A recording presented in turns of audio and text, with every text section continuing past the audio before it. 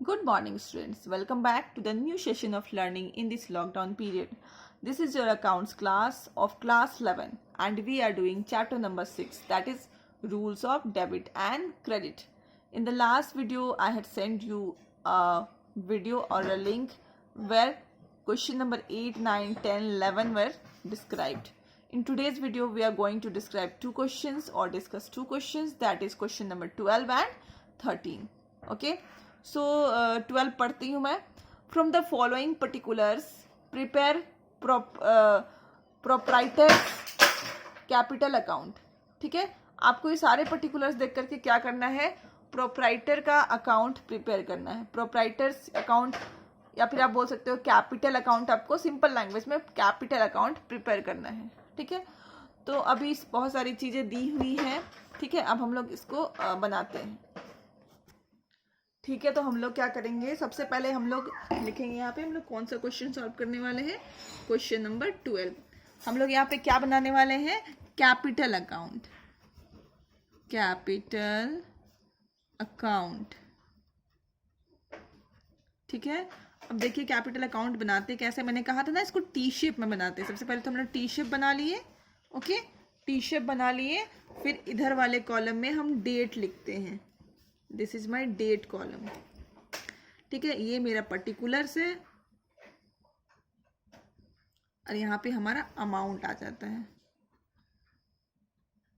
Amount के नीचे हमेशा हमें रुपीस लिखना बहुत ही जरूरी होता है, वरना हम जो डिजिट लिख रहे हैं वो डिजिट बन जाता है, रुपीस मतलब पैसा नहीं बन पाता है. ठीक है, तो हम लोग जितने कॉलम्स इधर बनाए सेम उतना ही कॉलम्स इधर भी बनाएंगे. ठीक है, डेट, पर्टिकुलर्स,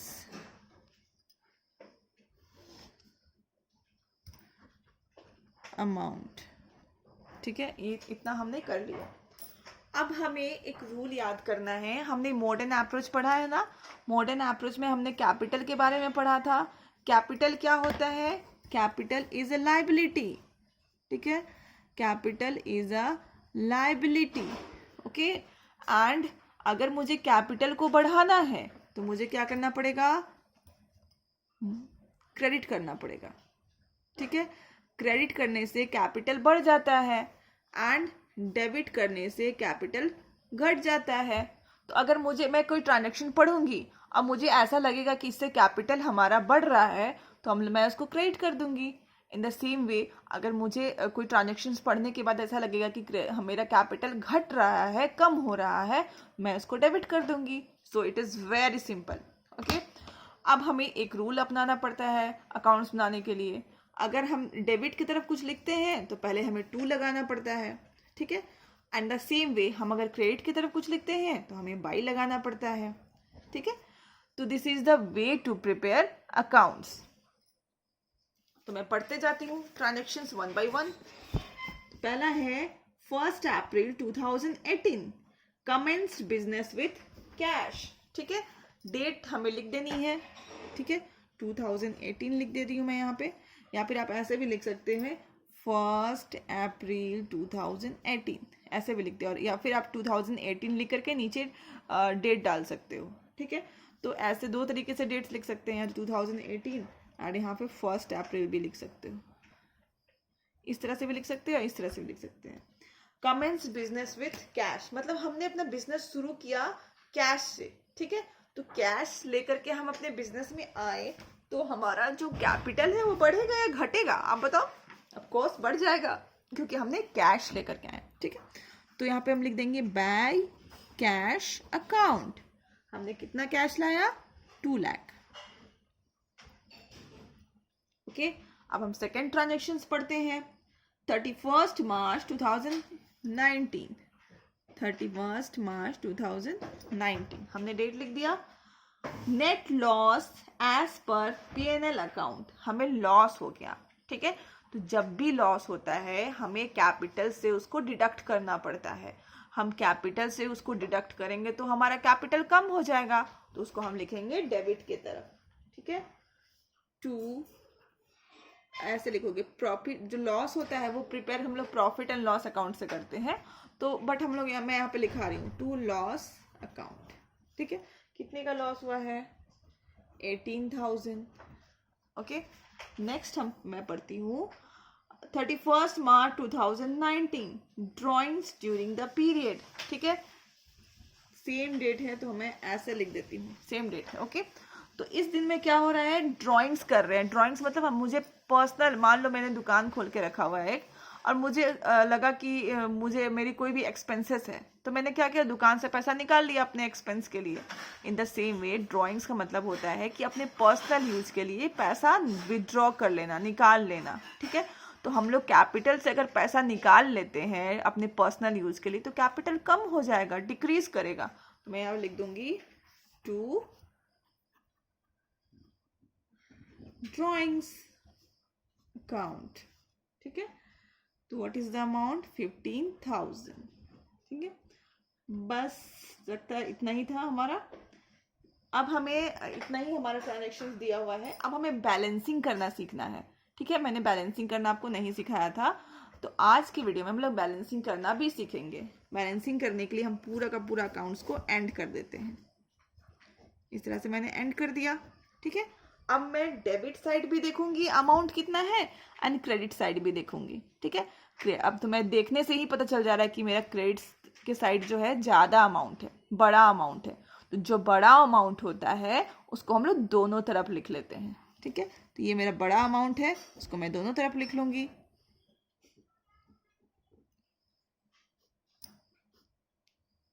लिख लिया बड़ा अमाउंट दोनों तरफ।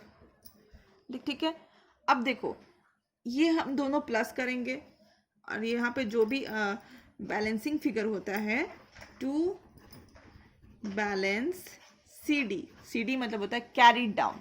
Okay, to balance carried down. Okay, और इसको हम लोग बोलते हैं बैलेंसिंग फिगर। क्या बोलते हैं, बैलेंसिंग फिगर। देखो हमारा जो दोनों तरफ होता है वो बराबर होना चाहिए, इधर 2 लाख है तो इधर भी 2 लाख होना चाहिए। अब इधर का अमाउंट ऐड करके तो 2 लाख नहीं आ रहा है, तो जितना कम हो रहा है वहां पे हम ये अमाउंट को यहाँ पे लिख देंगे, जितना कम हो रहा है उतना।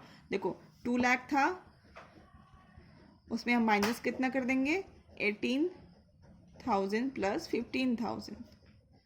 ठीक है, इसको आप सॉल्व करोगे, मतलब 2 लाख माइनस इन दोनों को जोड़ करके तो आता है 1,67,000। तो मतलब हमारा इस तरफ में 2 लाख होने से कितना कम हो रहा है, 1,67,000। तो हम लोग इतना लिख देंगे, हमारा इतना हो जाएगा बैलेंसिंग फिगर। बस दैट्स ऑल। इसी को बोलते हैं हम लोग बैलेंस करना। ठीक है, अब इसी के साथ हम लोग क्वेश्चन नंबर 13 भी देख लेंगे। सबसे पहले यहाँ पे भी कैपिटल अकाउंट बनाना है आपको। Again same thing, T shape में बना लेना है। सबसे पहले वाले कॉलम को डेट बोलेंगे, particulars, date, particulars, amount, again same thing, date, particulars, amount in rupees. Same method है। अगर हमें कैपिटल अकाउंट हमारा लाइबिलिटी है, ठीक है, क्या है, लाइबिलिटी है, इसको अगर हमें बढ़ाना है तो क्रेडिट करना पड़ेगा। ठीक है, एंड इसको अगर हमें घटाना है तो डेबिट करना पड़ेगा। ओके, अब मैं अगेन पढ़ती हुई चली जाऊंगी कुछ ट्रांजैक्शंस को। 1 अप्रैल 1/4/2013 स्टार्टेड बिजनेस विथ कैश। ठीक है, तो बाय कैश 45,000। ठीक है, withdraw from business for personal use, हमने कुछ पर्सनल यूज के लिए, ठीक है, निकाल लिया, विड्रॉ कर लिया। ठीक है, तो हम लोग यहाँ पे लिख देंगे टू ड्राइंग्स। कितना निकाला, 10,000। फर्दर कैपिटल इंट्रोड्यूस्ड, मान लें आपने आप 45,000 लेकर के आए थे, आपको लगा कि बिजनेस में बस 45,000 में तो कुछ होगा ही नहीं होगा।